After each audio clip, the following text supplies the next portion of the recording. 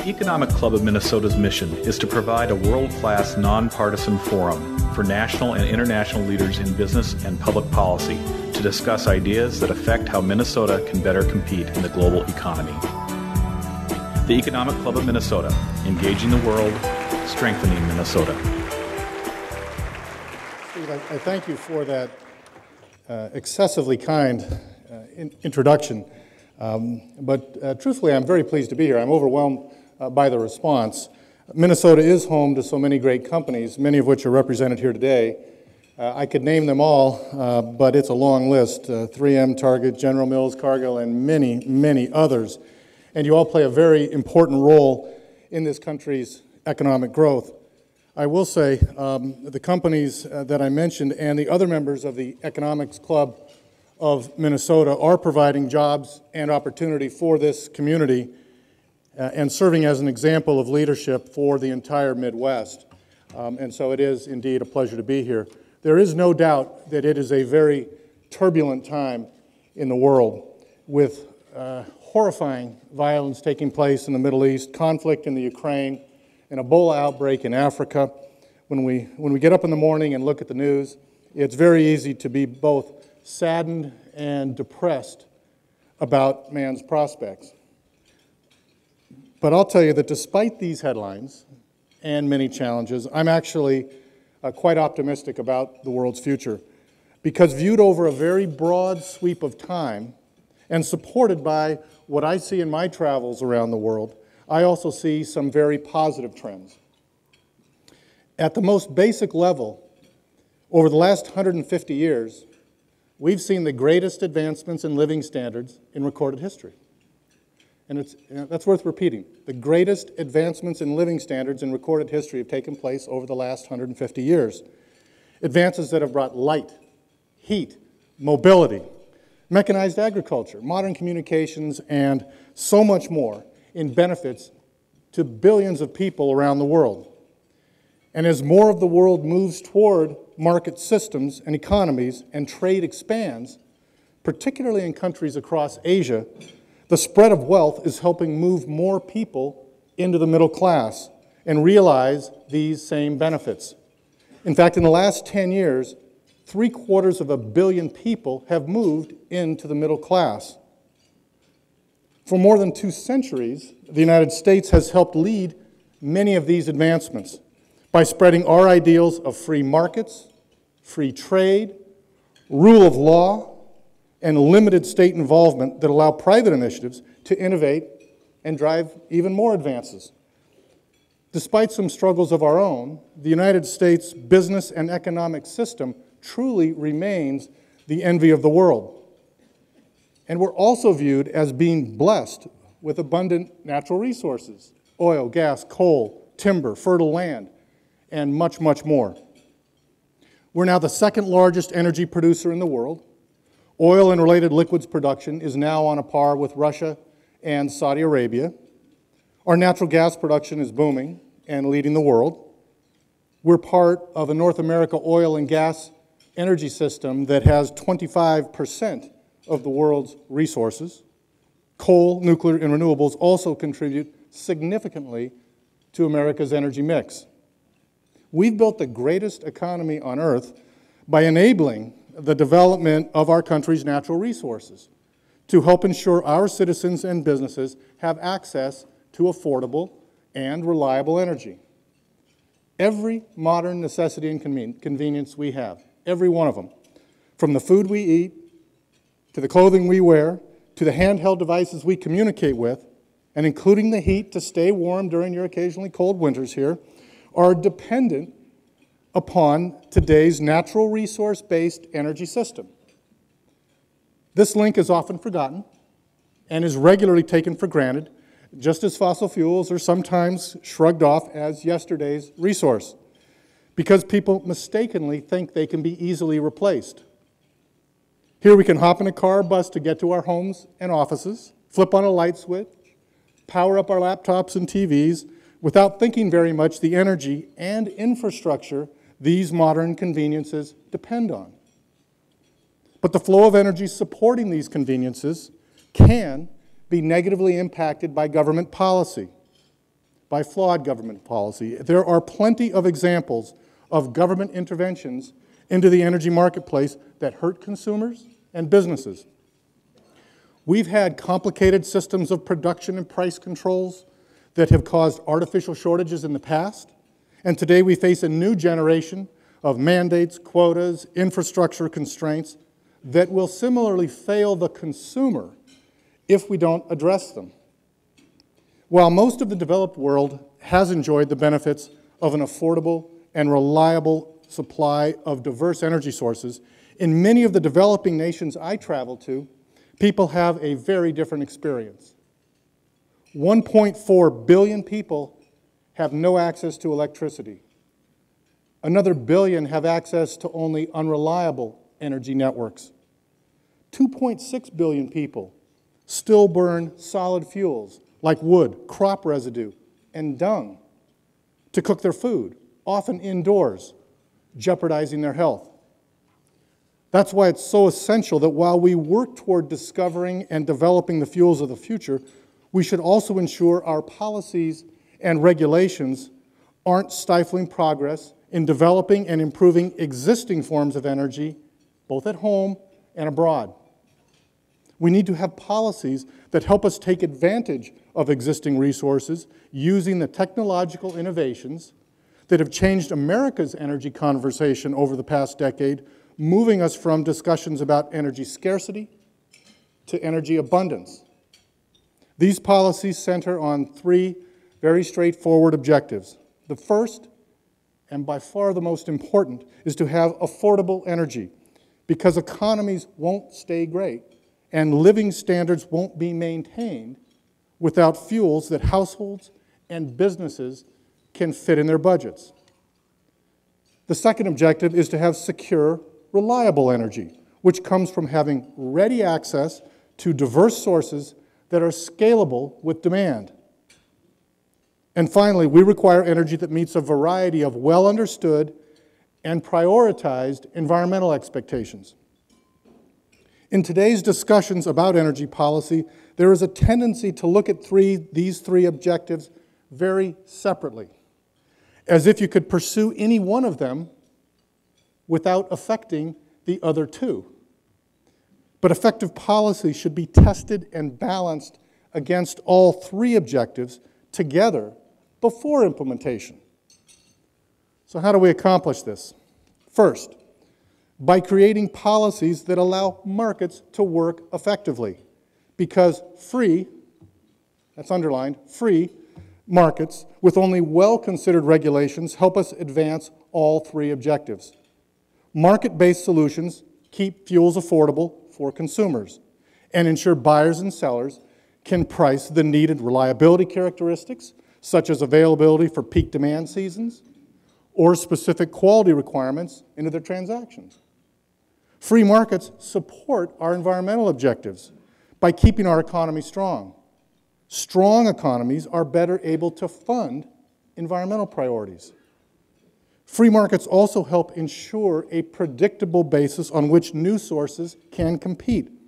Sustained success of new products is seldom aided by mandates and unpredictable regulator discretion. Second, we should override free markets only in extreme circumstances. I can think of few cases where American consumers have been well served by usurping markets. Across the energy sector, producers are striving to develop and deliver the fuels necessary to meet global demand. Energy demand is expected to increase about 40% over the next 20 years. And to meet that world's growing demand, we will need all forms of energy: oil, gas, coal, nuclear, renewables, and emerging alternatives. Virtually all credible forecasts show oil, gas, and coal will continue to represent 75 to 80% of the world's energy mix in 2035.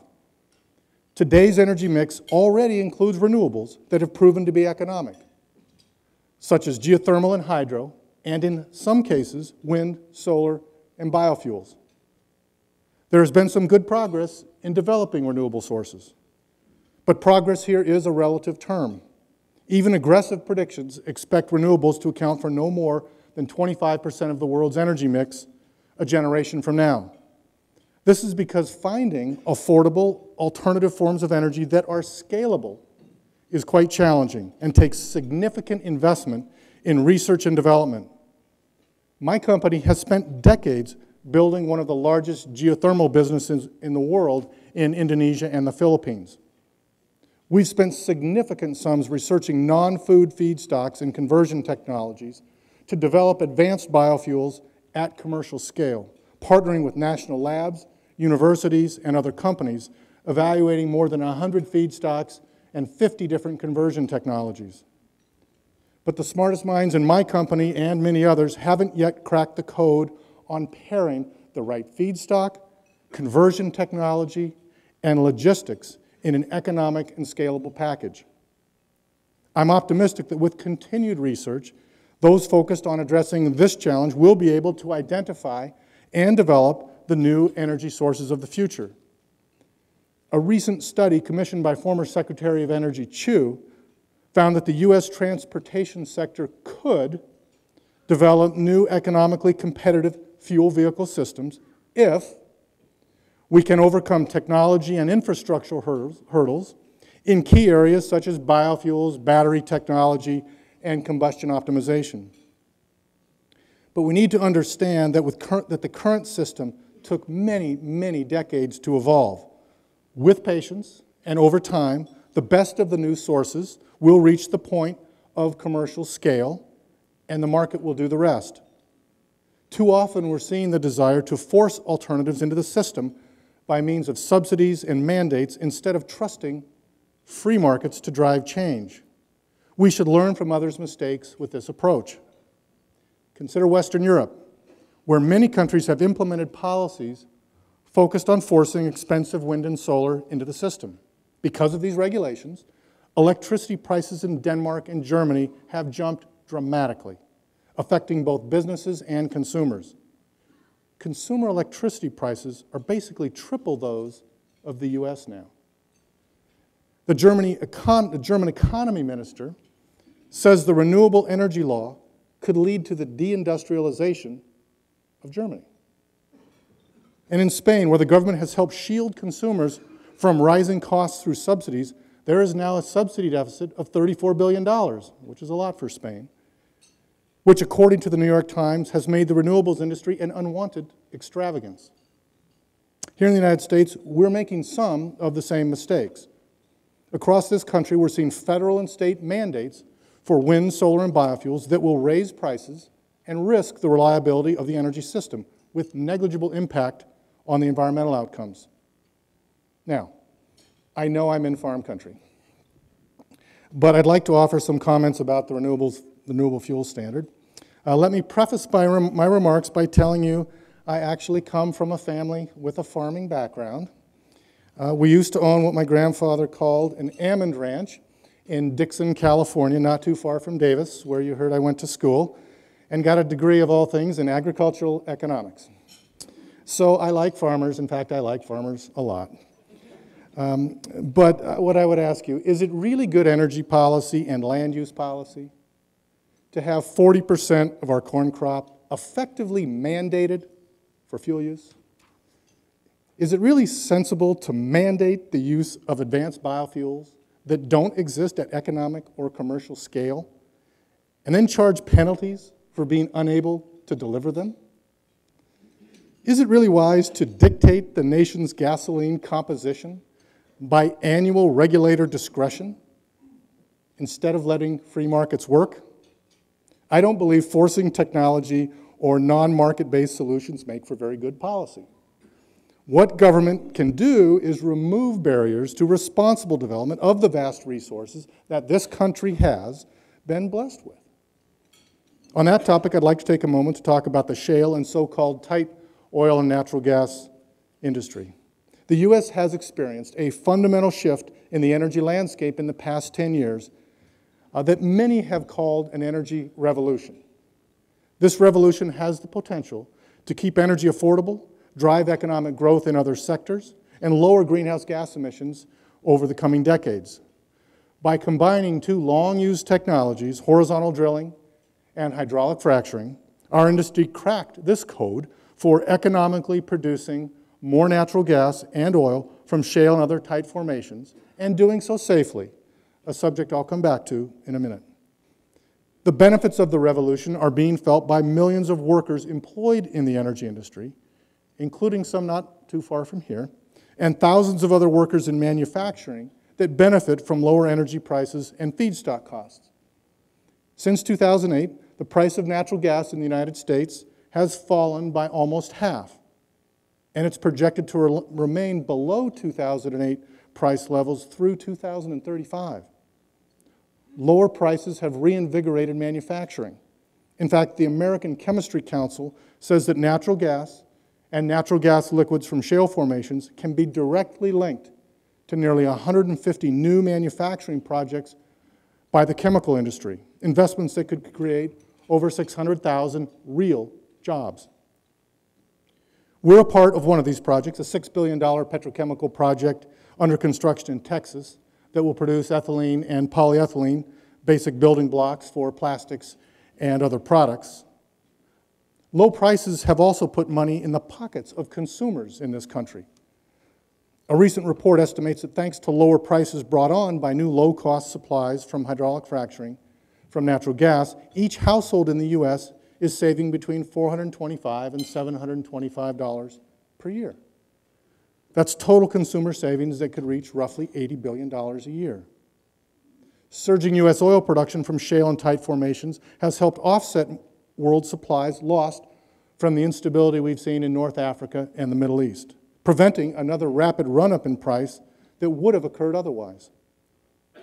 There is also environmental serendipity, because the natural gas boom is helping to achieve one of our environmental objectives.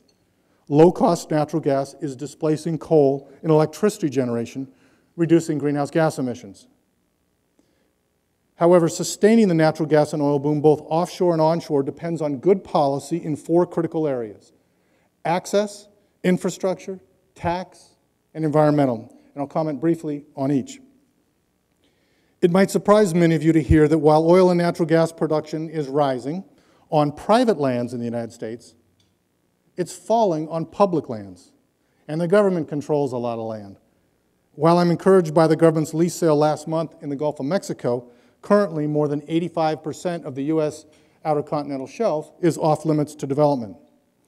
We should accelerate and expand these sales and match nearby private land development in onshore areas. Next, we need policies that support investments in infrastructure, pipelines and transmission systems. We have more than 2.5 million miles of oil and gas pipelines in this country. Pipelines are unquestionably the safest form of product movement. Whether it's moving oil from Canada or natural gas into New York, we need to permit these lines if we're going to efficiently and reliably meet customer demand. I won't belabor tax policy, other than to say I support tax reform that will lower marginal rates, reduce tax preferences and subsidies, and do so even-handedly across all energy and non-energy sectors. Singling out my industry for punitive treatment, as has been repeatedly advocated by some, is not consistent with the ideals I expressed, nor the way to produce more energy. Finally, when considering policies that are meant to advance environmental objectives, we need our leaders and agencies to perform real, unbiased, cost-benefit analyses. To be sure, my industry needs to do its part when it comes to the environment. We all expect safe operations, clean air and water, and minimum intrusion on agriculture, wildlife, and communities. There have been many concerns voiced about the risks in my industry. Some have been valid and need to be addressed to ensure confidence in our business practices. I'm proud that my company has among the lowest industrial injury and oil spill rates in the industry, and has for a long time. We continue looking for ways to reduce injuries and potential negative impacts on our communities. I'll give you a few examples. When we build an onshore well pad site, we carefully assess and plan the location, access roads, and facilities to minimize interference with local populations, surface water, wildlife, scenic views, and agriculture. Our wells are designed to protect groundwater for the life of the well. In the Marcellus Shale in Pennsylvania, we're reusing nearly 100% of the water that returns to surface in hydraulic fracturing. And we're also leading an industry group that has recommended practices to help ensure responsible resource development from all operators. You might not know it by the current debate, but our country has made great strides across the spectrum of environmental outcomes. Our air and water is demonstrably cleaner. Today's cars are 98% cleaner than they were in 1970, emitting far fewer smog-forming pollutants. And here in Minnesota, the number of days with good air quality has doubled in the last decade. Now, this is the kind of progress we can all be very proud of. But when it comes to regulatory policy, in some ways, we're reaching diminishing returns. For example, later this year, the EPA will decide whether it will tighten the air quality standard for ground-level ozone again. A recent study shows that if it chooses to implement a stricter regulation, lowering acceptable levels from the current standard to 60 parts per billion and approaching background levels, a large majority of the country, including national parks and most of the counties in Minnesota, would be in non-attainment. This means manufacturers wouldn't be able to expand unless other businesses in the area shut down, federal highway funds could freeze, and economic growth could grind to a halt, costing thousands of jobs. The objectives of many proposed regulations are noble, but they can be complex with unintended consequences. We need to be sure we evaluate new proposals thoroughly and transparently. I said in my opening that I'm optimistic about the future, and I'm proud of the role that the energy industry plays in driving economic growth and social progress around the world. I also believe we need to play to our strengths, particularly when it comes to energy. We can do this by advancing policies that meet the three fundamental objectives that I described earlier: ensuring that American citizens and businesses have the affordable, reliable energy they depend on, while helping to advance our environmental objectives. We can achieve these three objectives in concert by letting the market system work, a system that has historically enabled U.S. economic growth and progress to work. Thank you very much. I'll be happy to take some questions.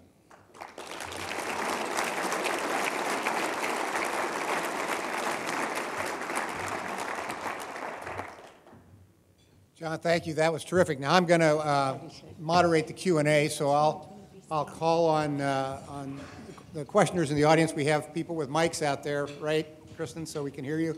And while we're getting to the first question, there's one in the middle here, Kristen. Why don't we bring us in? I'll start with a question for John, because you piqued my curiosity when you said there's clearly three objectives and some policies that we can implement to advance those.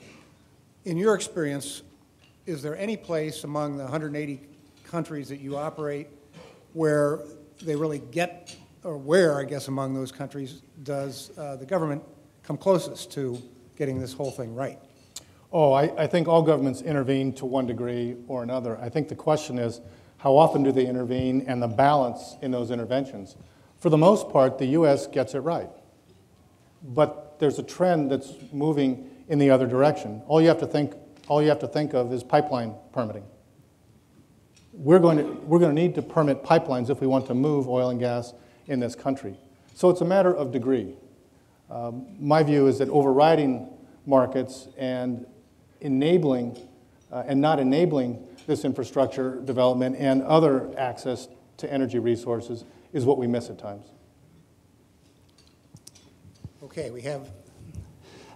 Thank you for your visit today, and thank you for your advocacy for free markets. My question relates to the growing conflict with Russia. How are you navigating the situation there, and what is your outlook for Russian oil production? Sure.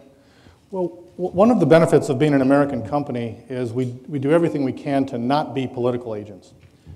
Chevron gets business around the world, and I'm sure many of the companies here get their business because when we go into countries around the world, they know that we're a commercial agent. And we are going to, in my business, try to develop their resources and not be a political agent. So I work very hard to stay out of the politics of these individual issues. My general view on this subject is that sanctions as a foreign policy tool are very difficult to put in place. If you look around the world, Chevron has been subject to sanctions in Myanmar, South Africa, Angola, and others. And it's very difficult unless you can get everyone to participate. So with U.S. companies becoming more and more and more international, and the world becoming more and more integrated, sanctions are very difficult to put in place. My expectations are that Russia will continue to be a major oil producer. The sanctions that have been put in place recently may impact future developments, but these developments take a great deal of time. It remains to be seen what the full impact will be of these sanctions. My view is Russia will continue to be a major oil and gas producer on the world scale for many, many years to come. Other questions?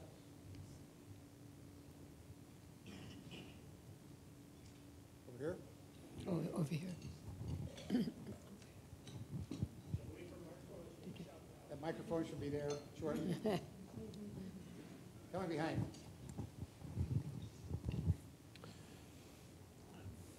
Thank you, John, for your presentation. What do you see as the prospects moving forward of the U.S. to be an exporter of energy resources?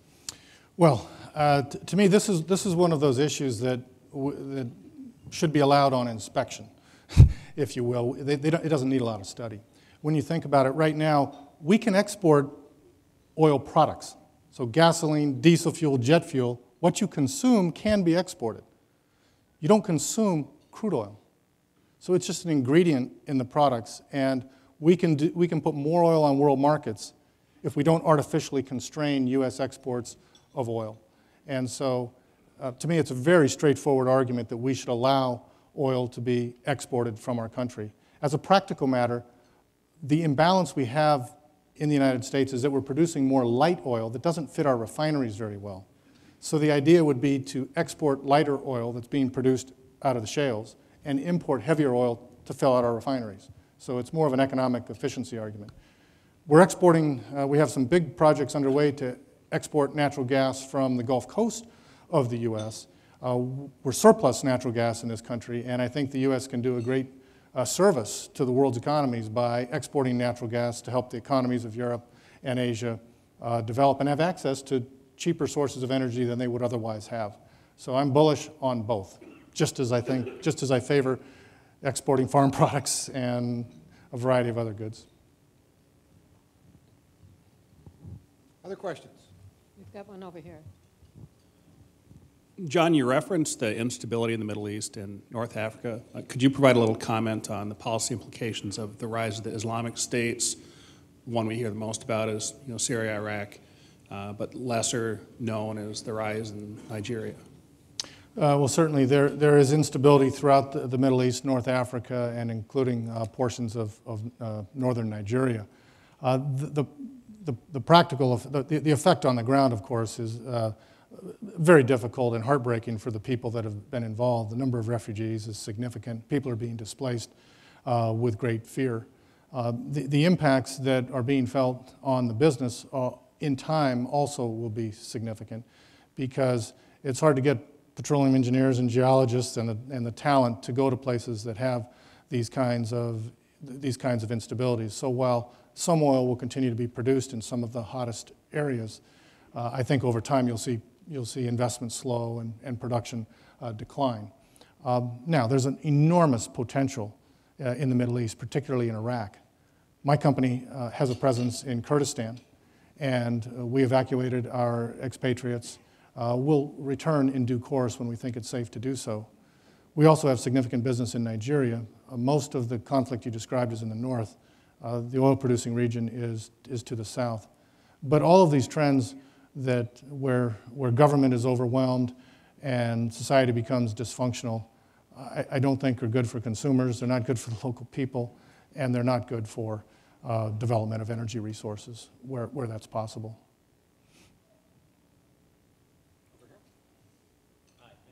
Coming. Just wanted a little bit more on the infrastructure. We've seen some flows in the pipelines reversing. Also, where are we inning-wise? How much more do we have to go that we can continue to build out to where we should be, and then also a little bit on the rail and trucking side as well? Sure. Well, there are two parts to this. In general, the blessing of the increased oil and gas production that we have is that we got to move that oil and gas. And so there's a great deal of effort that's needed locally in the area of gathering lines and in major trunk lines. I mean, the Keystone Pipeline is the most visible example, but Canada has infrastructure requirements that they need to put in place going east to west.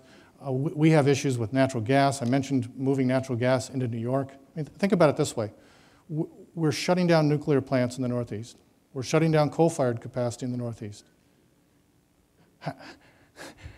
Where's the energy going to come from? It's going to come from natural gas that needs to be imported to the area. How's it going to move to the area? You have to have pipelines to move it into the area.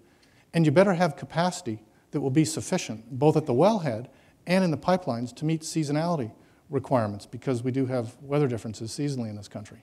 And so we need these major lines, but it's true everywhere. We're going to need to continue to build out the infrastructure. I mentioned transmission lines. If you support renewables, you ought to support permitting of transmission lines, because a lot of the wind products, a lot of the wind is not generated near market, and so you're going to need transmission lines. And so there's still enormous needs going forward, and we need to improve the permitting. There are pipeline proposals in this state that need to go through an environmental review, but hopefully we can do those diligently and then put in place the pipelines that are needed to move the product coming out of the Bakken or elsewhere. So I think there's still a lot of work to do in this country. Meanwhile, the industry has to do its part, whether it's the joint work that's being done with the rail industry on the safety of moving products out of the Bakken and elsewhere in this country. We need to keep the trains on the tracks, and over time we need to upgrade the rail cars that are being used. We have we have to have good assurances in place around particularly some of the aging pipelines in this country to be sure that those pipelines are safe. But fundamentally, we need to move these products if we're going to meet consumers' need and take advantage of the opportunity that we have. Probably a longer answer than you wanted.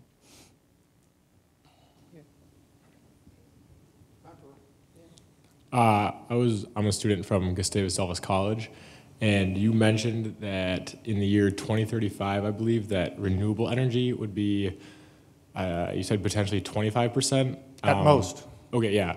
And I was just wondering, is there anything that your company, Chevron, is doing, excuse me, looking into that and researching like specific renewable energy sources, or are you guys mostly based in your oil?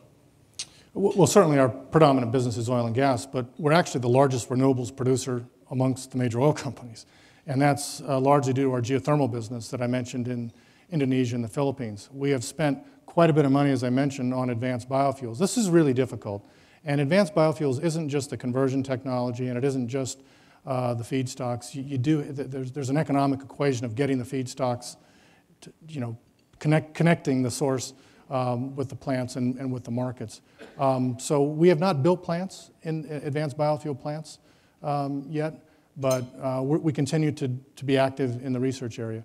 We don't manufacture solar panels or wind turbines. That's not our business. We do use them in our business. For example, we've got a large solar to steam pilot that we're working in the San Joaquin Valley in California, because we have the world's largest steam flood projects in the world. And if you can generate steam from solar economically, it potentially displaces a valuable energy that's burned to generate that steam. So we have a host of things we're doing in that space. And energy conservation is, of course, a preoccupation of ours, because energy costs are significant for us as well.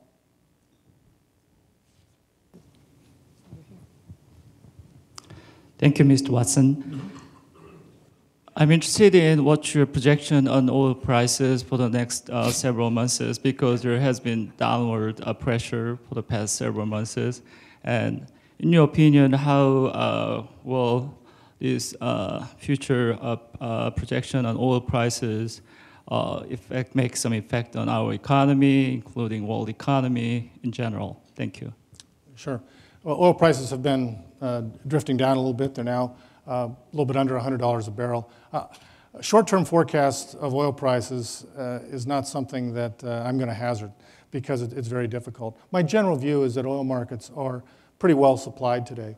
On the other hand, there's relatively little true surplus capacity out there. The only country that has voluntary spare capacity now is Saudi Arabia.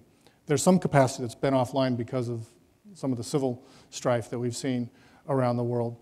But the one thing that I often mention to those that are interested in our business is that unlike a typical manufacturer where you build a plant and then it's online forever and that capacity doesn't go away, in our business there's this thing called a decline curve.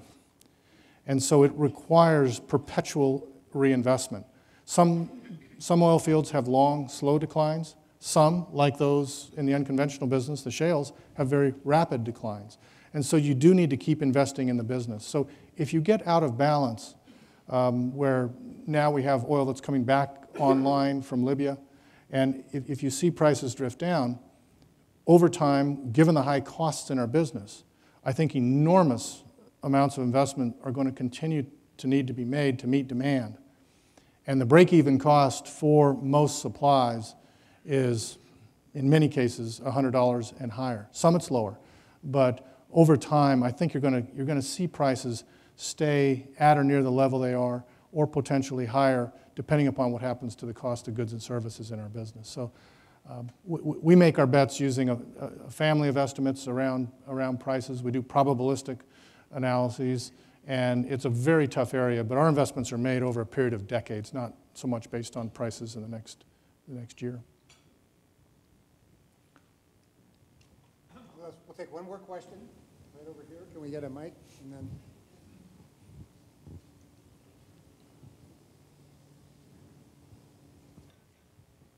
Thanks. There's been a lot of scrutiny, I guess, recently about speculative money just in commodity markets and the potential impact that it has on final prices. Do you guys have a viewpoint over what is the managed money's role in commodity prices, and whether there should be any government interaction in that, or how the CFTC should intervene? Well, we probably have better commodities traders in the audience than me. We do very little. We do a reasonable amount of hedging and really to facilitate the movement of our products in the marketplace. But we're not among the most active as a trader per se. Certainly, we need to have reasonable regulations. My general view is that markets work pretty well in this country, and that we don't need a lot more regulation over the commodities trading that takes place. These markets are in general, very liquid. And we've got big buyers, we've got big sellers, and our markets have been very efficient for a long time. So I don't have a strong view that there's a big gap right now. all right. Well, John, we sure appreciate your taking the time to be with us today. We thank you all for all your questions. And on behalf of the Minnesota Economic Club of Minnesota, we also thank you for coming and joining us today. And here's a token of our appreciation. Appreciate it very much. Thank you. The Economic Club of Minnesota's mission is to provide a world-class, nonpartisan forum for national and international leaders in business and public policy to discuss ideas that affect how Minnesota can better compete in the global economy. The Economic Club of Minnesota, engaging the world, strengthening Minnesota.